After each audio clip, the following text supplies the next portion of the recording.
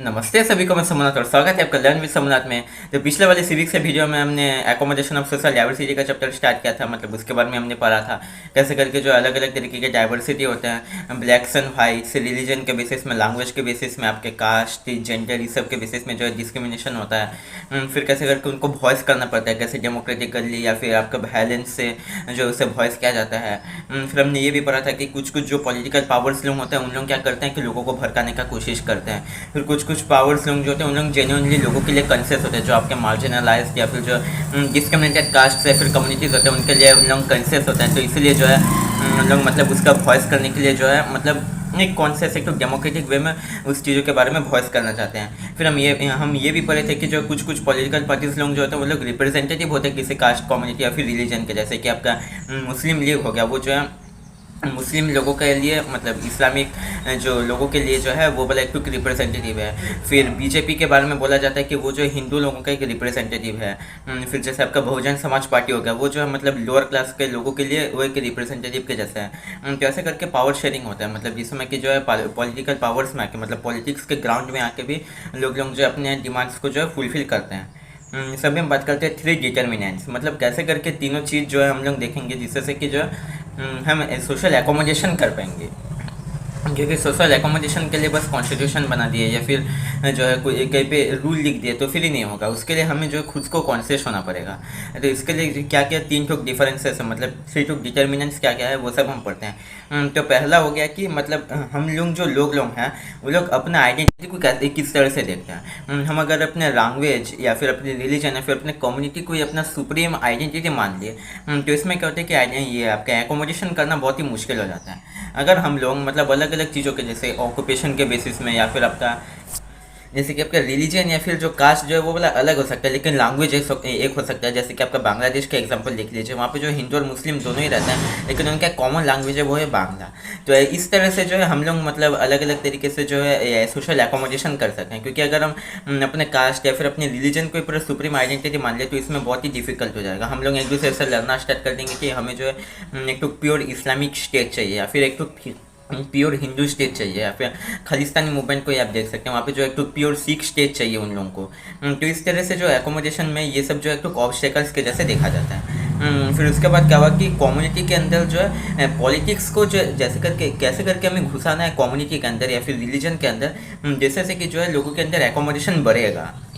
क्योंकि जैसे कि मैंने बोला था कि कुछ कुछ जो लीडर्स लोग होते हैं वो लोग भड़काऊ भाषण देते हैं जिससे से कि एक दूसरे से लड़ाया जा सके, एक दूसरे कम्युनिटीज़ को या फिर रिलीजन ग्रुप को जो है लड़ाया जा सके। इससे कम्युनलिज्म जो है बहुत ही वायलेंट फॉर्म ले लेता है। इसके बारे में भी हम आगे के चैप्टर्स में पढ़ने वाले हैं। तो इसमें क्या होता है कि कुछ कुछ जो लीडर्स लोग होते हैं उन लोग जेन्युइनली कंसर्न होते हैं किसी कम्युनिटी के लिए। जैसे कि आपका महात्मा फुले या फिर जो पेरियर रामास्वामी नायकर, इन लोग जो है ऐसे लीडर्स लोग थे जिन लोगों की जेन्युइनली जो है लोअर कास्ट के लोगों के लिए इन लोग कॉन्शियस थे। इसीलिए इन लोग ने मतलब एक नॉन वायलेंट एक मूवमेंट करना चाहते थे जिससे से कि जो आपके डिप्राइव्ड जो क्लासेस होते हैं उनको पावर मिले।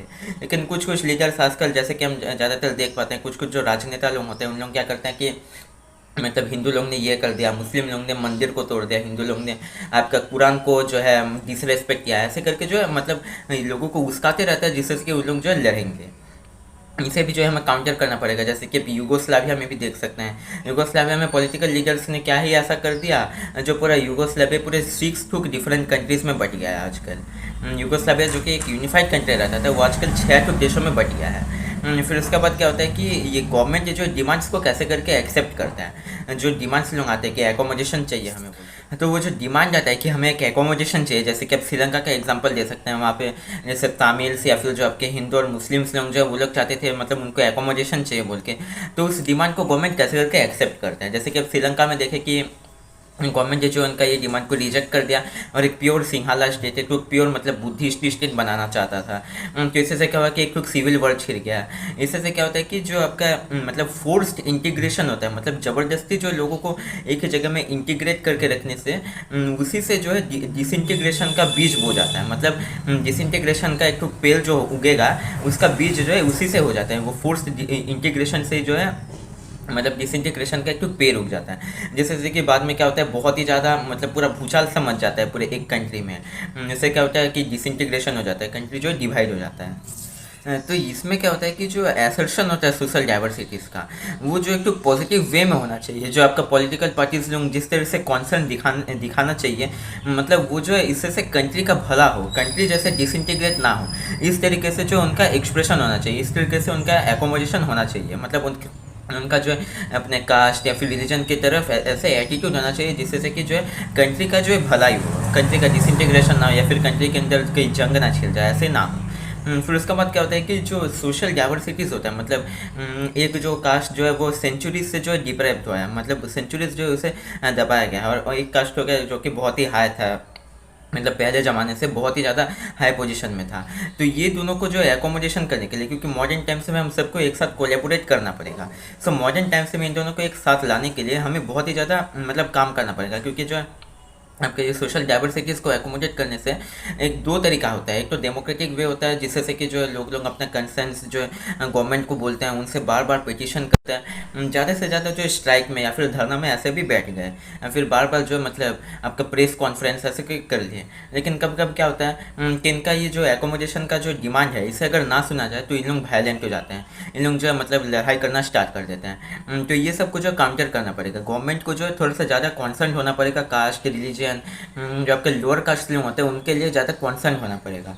फिर उसके बाद क्या होता है कि बहुत समय क्या होता है ज़्यादा ही जो है आपका लोअर कास्ट के ऊपर ध्यान चला जाता है, तो अपर कास्ट को जो है जैसे कि आपका रिजर्वेशन का सिस्टम आप देख लीजिए, ये जो सेंचुरीज से चला आ रहा है, मतलब आपका इंडिपेंडेंस के बाद से जो है ये आपका 75 साल हो गया, अभी भी जो है ये रिजर्वेशन का सिस्टम, और इसमें भी और भी ज़्यादा से ज़्यादा कास्ट लोग आ भी रहे हैं। फिर उनका रिजर्वेशन का जो कोटा है वो भी कई कई जगह में बढ़ जा रहा है। तो इससे से क्या होता है कि अपर कास्ट लोग भी अभी जो है मतलब डिस्क्रिमिनेटेड फील करना स्टार्ट करते हैं।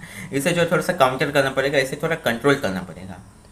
सो कंक्लूजन क्या आता है कि हमें जो है लोगों के डिमांड के तरफ जो है थोड़ा ध्यान देना पड़ेगा, फिर उसके साथ जो है मतलब एक नेगेटिव माइंडसेट लेना पड़ेगा, एक पॉजिटिव माइंडसेट और एक कंसर्न्ड वे से जो है काम को करना पड़ेगा। और सबसे पहला जो चीज़ है वो है नॉन वायलेंस को जो है हमारा रास्ता के जैसे चुन लेना पड़ेगा, जिससे से कि हम लोग कुछ भी वायलेंस को स्प्रेड ना करेंगे, हम अपना कोशिश करते रहेंगे, क्योंकि डिफ़ॉल्टिंग या फिर जो अनसक्सेस है वही जो है सक्सेस के लिए एक तो वे होता है। आप बार बार अनसक्सेस हो गए फिर भी जो है आपको सक्सेस होने वाला है, इसी का एक इंडिकेटर है आपका अनसक्सेस होना। सो आज का वीडियो यहीं पे ख़त्म करते हैं, मिलते हैं अगले वीडियो में, तब तक के लिए धन्यवाद।